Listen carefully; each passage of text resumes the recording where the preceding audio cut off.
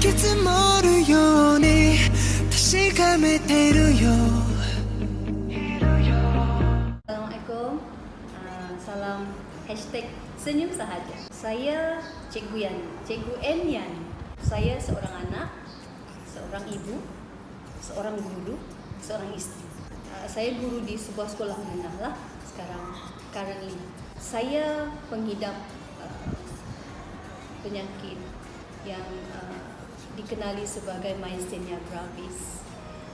Mungkin ramai yang tidak mengetahui tentang penyakit ini kerana ia dihidapi oleh satu daripada sejuta orang. Bermula pada umur kalau wanita bermula dari umur 35 hingga 40, dan kalau lelaki 60 dan ke atas.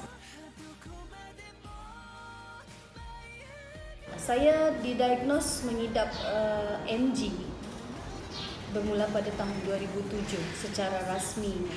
Namun simptom saya bermula pada tahun 2006. Ketika itu sebenarnya anak saya baru berusia 1 tahun 8 bulan.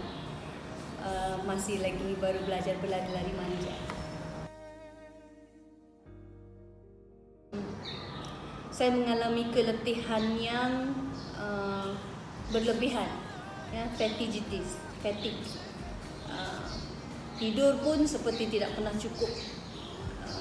Bangun awal, menyediakan sarapan pagi untuk anak dan suami amat sukar kerana berasa terlalu letih. Nafas pun agak pendek, akan tetapi saya gagahkan jugalah kerana saya berfikir secara positif.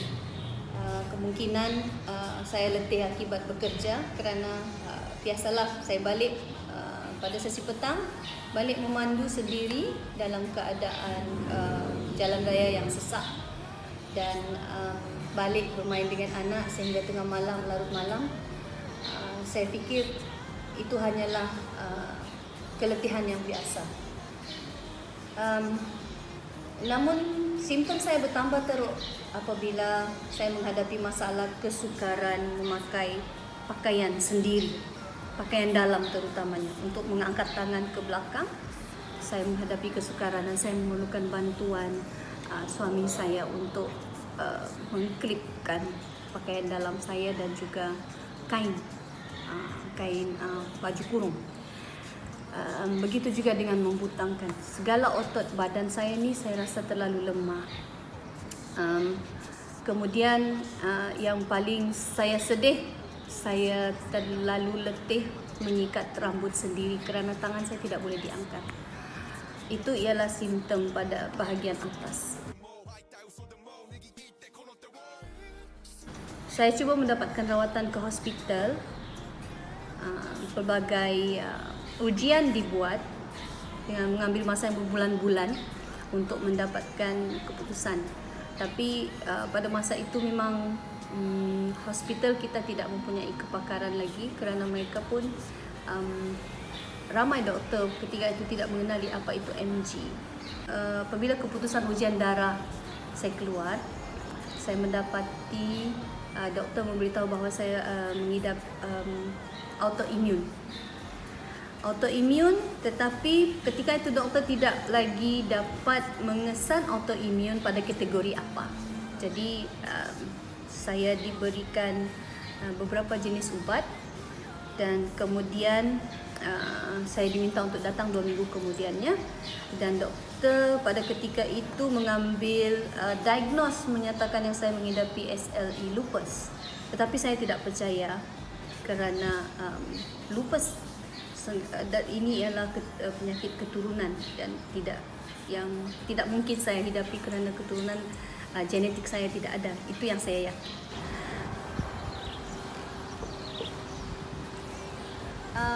Simptom saya semakin meningkat, kesihatan saya semakin merosot, sehinggalah saya tidak dapat mendukung anak saya sendiri. Apabila saya mendukungnya, saya bawa dia turun tangga kerana pada masa itu saya tinggal di apartmen yang tidak mempunyai lift. Kami jatuh tergolek bersama-sama. Anak saya jatuh dari pelukan saya Dan ketika itu dia hanya jatuh menggelongsor, saya pun jatuh bersama dengan dia dan saya hanya sempat mengelak supaya anak saya tidak tertinggal. Masa itu sebenarnya saya rasa terlalu putus asa, tetapi ketika anak saya terjatuh, dia tergelak kekek. Jadi saya pun hilang rasa stres sekejap melihat gelagat anak saya itu. Mungkin dia menganggap saya sedang bergurau dengan dia. Kemudian suami saya mengambil keputusan membawa lagi saya ke berjumpa dengan doktor di hospital Queen Elizabeth. Masa itu doktor mengambil keputusan untuk mengambil beberapa ujian darah, dan ujian darah tersebut perlu dihantar ke patologi di sebuah hospital di Australia, kerana hospital kita tidak mempunyai kepakaran untuk mengesan jenis-jenis autoimun dan juga DNA pattern. Masa itu simptom saya memang semakin teruk kerana telah melibatkan percakapan, gangguan percakapan saya. Eyelid saya drooping, tertutup sendiri ketika memandu. Percakapan saya terganggu pada waktu petang. Kemudian saya mengalami kesukaran untuk sedikit bernafas. Nafas saya agak pendek. Kemudian doktor pun memang cuba untuk membantu saya. Selepas saya mengambil ujian darah itu, simptom saya semakin teruk pada bahagian mata, wajah dibuka. Saya mengalami kekejangan pada bahagian muka dan juga lidah. Ya, sebutan huruf S dan R saya memang tidak berbunyi. Jadi pada ketika itu saya sedang memandu. Pada suatu hari itu saya sedang memandu untuk memandu balik dari sekolah. Mata eyelid saya drooping, dia melekat. Ketika saya sedang memandu, saya terpaksa membayangkan tepian jalan di mana saya harus berhenti. Kemudian saya berehat sebentar dan saya menelpon suami saya, dan suami saya bawa saya ke kecemasan. Apabila tiba di kecemasan, doktor di kecemasan itu refer saya, hantar saya untuk berjumpa dengan pakar mata, oftalmologis. Pada keesokan harinya saya pergi berjumpa oftalmologis. Di klinik pakar mata ini saya telah diberikan beberapa ujian visual, ujian visual seperti papan litar untuk melihat mana garisan atau titik-titik tertentu, untuk menguji sejauh mana masalah penglihatan saya, kerana ketika itu bukan sahaja eyelid saya drooping, saya juga melihat semua benda dua, double vision. Jadi seharian suntuk saya berada di oftalmologi, menjalani ujian, sehinggalah 6 orang doktor pakar oftalmologi datang berkumpul dan bertanyakan soalan untuk diagnose saya. Diagnos pertama daripada pakar oftalmologi, mereka menyatakan bahawa saya mengidap ocular diplopia, myasthenia gravis. Jadi pada masa itu juga mereka telah memanggil seorang pakar neurologi untuk datang membuat pemeriksaan ke atas saya lah, pemerhatian. Maknanya pada ketika itu ada 7 orang doktor pakar yang berada di keliling saya, berbincang mengenai diagnos yang harus mereka berikan kepada saya.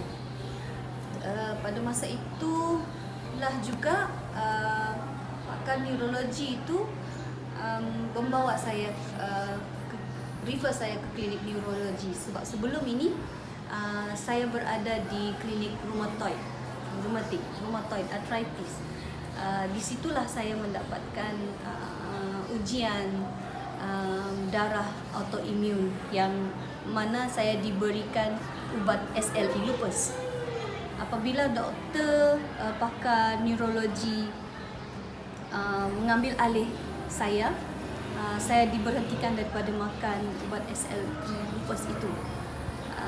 Dan doktor tersebut cuba mencari jalan untuk membantu saya kerana saya dan suami saya memerlukan penjelasan yang lebih mengenai apa itu myasthenia gravis.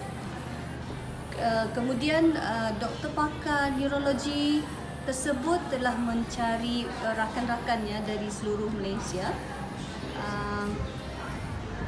dan bertanyakan tentang pesakit, bagaimana untuk membantu pesakit myasthenia gravis, kerana sebenarnya pada tahun 2007 itu saya adalah pesakit wanita pertama yang datang selepas 10 tahun Queen Elizabeth mendapat pesakit myasthenia gravis, yang mana pesakit tersebut 2 tahun sebelum kedatangan saya, beliau telah meninggal dunia dan beliau adalah seorang warga emas yang tidak mahu dirawat di hospital.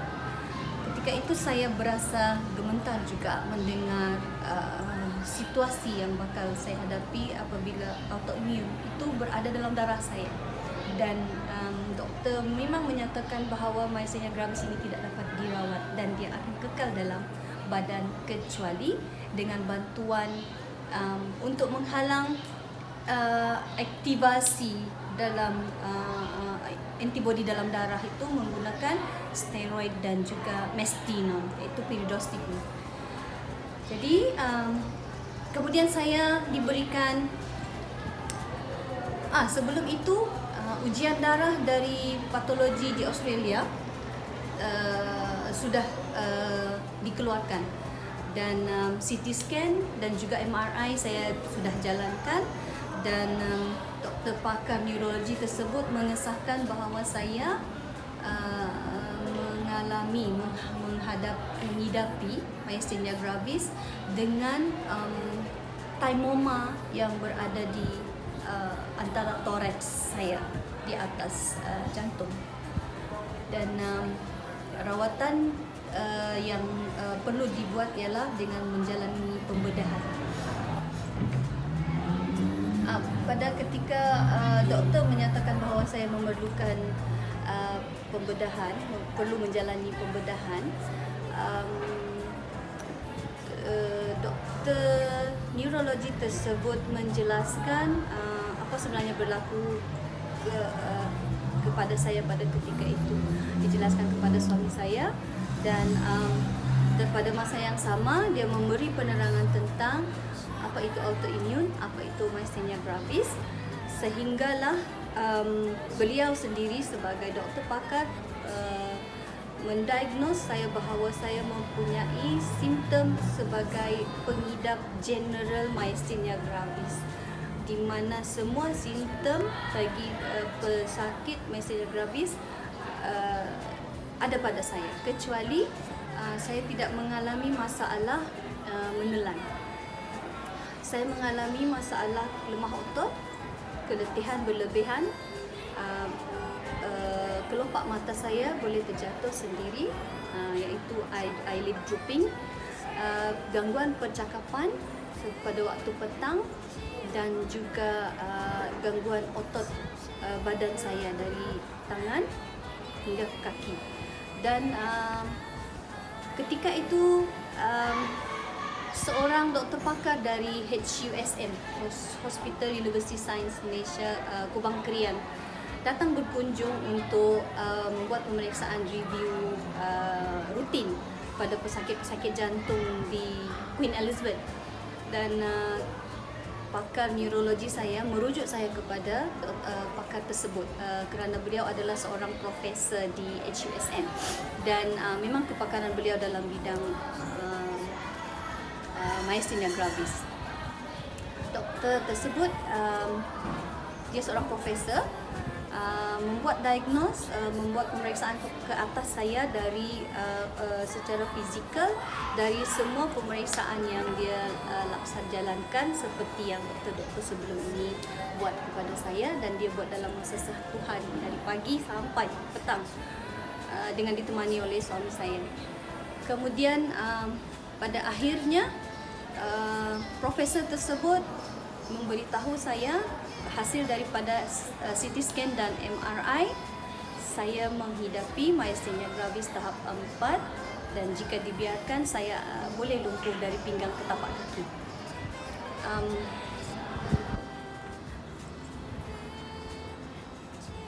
16 tahun sudah berlalu sebenarnya, dan bak kata orang putih, I live with this myasthenia gravis since 16 years ago. Saya cuba memahami, saya cuba hidup dengan myasthenia gravis. Suami dan anak saya pun memahami, keluarga saya memahami keadaan saya. Pada ketika profesor itu menyarankan agar saya menjalani pembedahan, ketika itu berlaku krisis di mana ruang bilik operation penuh di Queen Elizabeth I.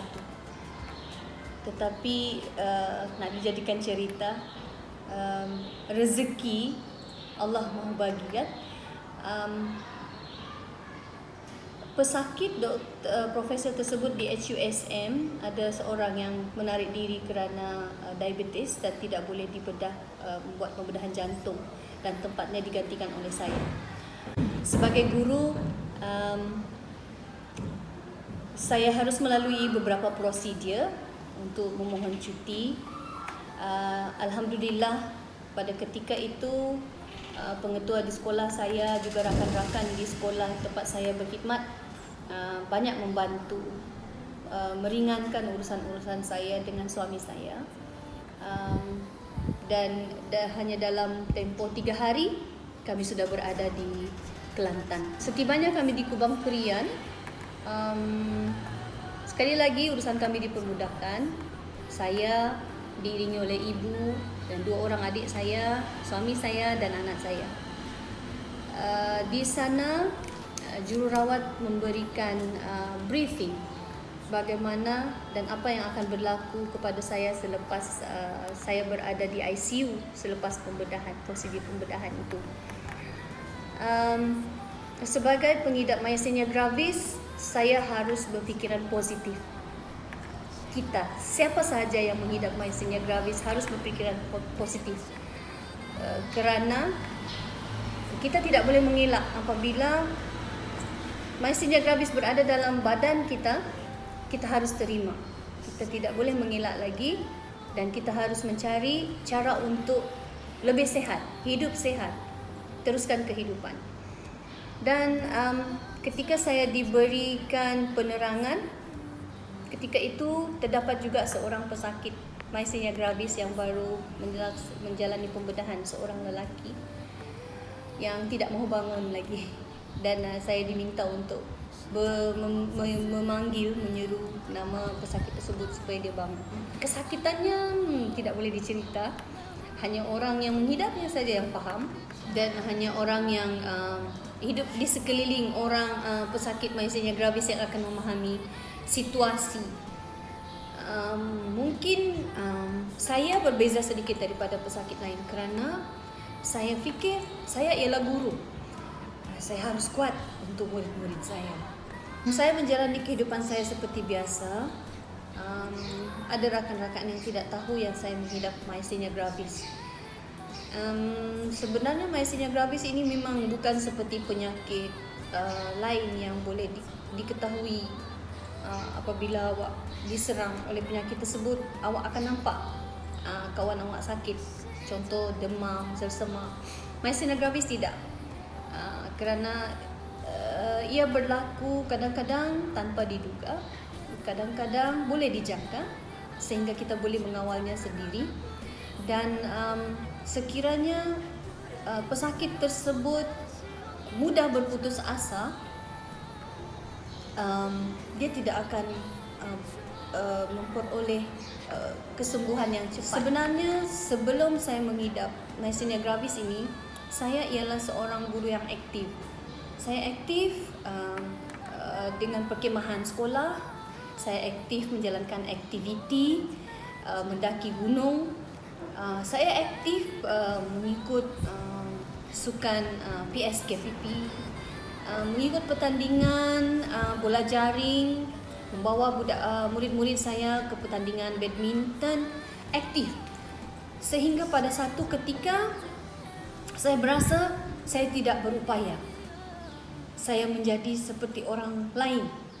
Saya berubah dan saya terpaksa mengubah aktiviti hidup saya.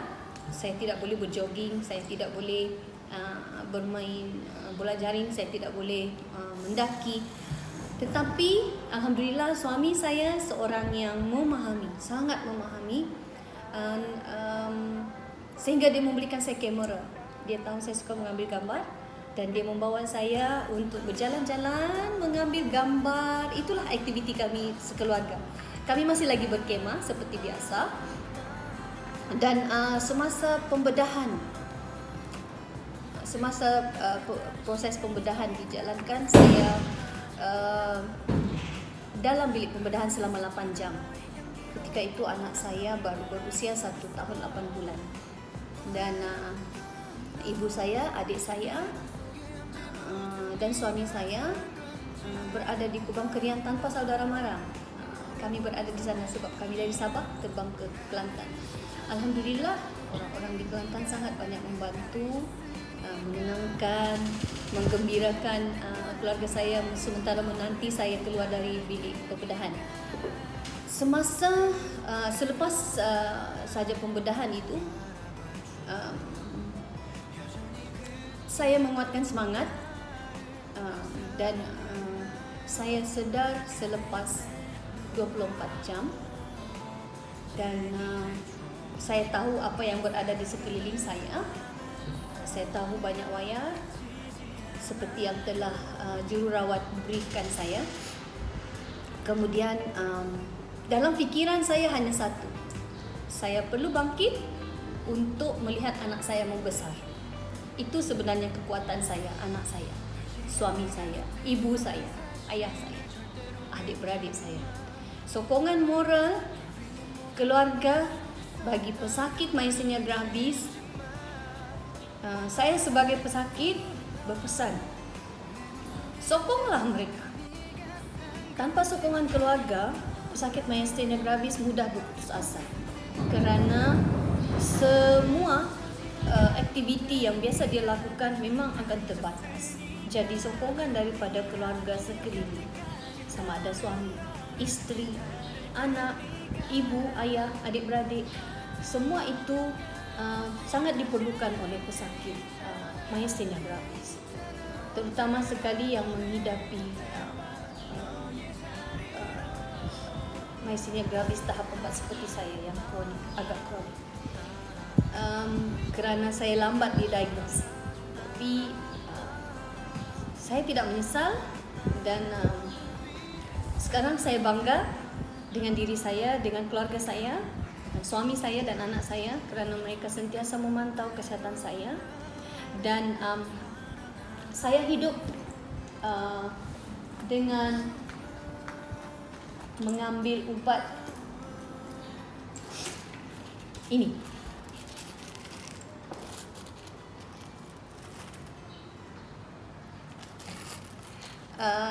Pernah seketika anak saya berseloroh, ini adalah Eminence Umi katanya. Saya berpesan pada anak saya, ubat Umi racun bagi awak. Jadi dia pun tahu. Ubat ini memang perlu dimakan. Kepada pesakit myasthenia gravis, pastikan kamu jangan mengabaikan nasihat doktor. Pergilah berjumpa doktor dengan lebih kerap mengikut review yang diberikan. Pastikan sebagai pesakit myasthenia gravis, beritahu kepada keluarga apa yang berlaku, kerana pada satu tahap nanti kita memerlukan pertolongan mereka. Kita juga memerlukan pertolongan doktor. Jadi kita perlu mencari maklumat sebagai pesakit. Apa yang perlu kita lakukan sekiranya kita menghadapi simptom tersebut sehingga lebih teruk. Apa yang perlu kita lakukan pada diri kita. Seperti saya telah menjalani fisioterapi, saya telah menjalani pelbagai pemeriksaan yang menyakitkan, yang ringan, yang berat, secara fizikal dan mental kena kuat. Jangan lupa berdoa. Jangan lupa jumpa doktor. Harapan saya kepada pihak kesihatan, pihak Kementerian Kesihatan di Malaysia agar pesakit myasthenia gravis ini tidak diabaikan. Saya selalu mendapat pesanan daripada para doktor sekiranya saya mengalami masalah pernafasan ataupun swallowing problem, saya harus bergegas ke hospital, ke bahagian unit kecemasan. Tetapi persoalan saya, adakah para doktor di unit kecemasan di Malaysia ini mengetahui tentang wujudnya pesakit myasthenia gravis yang memerlukan bantuan segera? Adakah mereka tahu apa yang perlu mereka laksanakan, mereka perlu lakukan untuk membantu pesakit myasthenia gravis yang mengalami krisis pernafasan pada ketika diperlukan, seperti yang berlaku di Amerika Syarikat. Mereka mempunyai satu unit kecemasan atau foundation yang berkaitan dengan myasthenia gravis. Jadi di Malaysia juga saya berharap agar para doctors aware about this thing. Jadi saya sebenarnya cuba menyebarkan awareness kepada keluarga, kepada pesakit myasthenia gravis dan juga kepada pihak kesihatan. Kerana persoalan-persoalan ini kadang-kadang saya tidak dapat jawapan daripada apa yang saya baca dalam internet. Dan saya melihat sebagai pesakit yang survive, hidup dalam disease ini, dalam penyakit ini, memang ada ups and downs, ada turun naik. Ada masanya saya akan begitu sehat sehingga saya mahu melakukan semua aktiviti yang saya suka lakukan. Apabila kita stres, kawal stres dengan betul, lakukan pekerjaan yang kamu mampu lakukan. Sebagai pesakit myasthenia gravis, tidak boleh keletihan. Stres harus dikawal. Kalau anda mempunyai sikap positif lebih, jangan beranggapan bahawa anda langsung tidak sakit. Tetapi jangan juga beranggapan bahawa myasthenia gravis ini sangat menyakitkan. Sebenarnya tidak. Cuma terpulang kepada individu. Apa yang saya harapkan, sesiapa yang menonton video ini, belajarlah, tolonglah cari maklumat tentang myasthenia gravis kepada mereka yang mempunyai keluarga mengidap penyakit myasthenia gravis ini. Dia bukannya penyakit yang mudah dilihat dan kebanyakan pengidap myasthenia gravis ini nampak sihat seperti biasa, tetapi sebenarnya dalaman mereka itu terlalu sakit. Cuma perlukan rawatan yang betul. Sekali lagi saya berharap penonton video ini agar berkesedaran bahawa myasthenia gravis ini wujud. Rawatan terakhirnya adalah mencuci darah. Jadi saya yang sudah menjalani thymectomy, telah dikeluarkan tumor thymus saya, thymoma, 16 tahun yang lepas, hampir 16 tahun yang lepas. Dan saya masih lagi boleh menjalankan aktiviti saya seperti biasa, dan saya adalah antara myasthenia gravis survivor walaupun saya sudah pernah hampir lumpuh. #senyum saja. 내 전부를 걸었으니까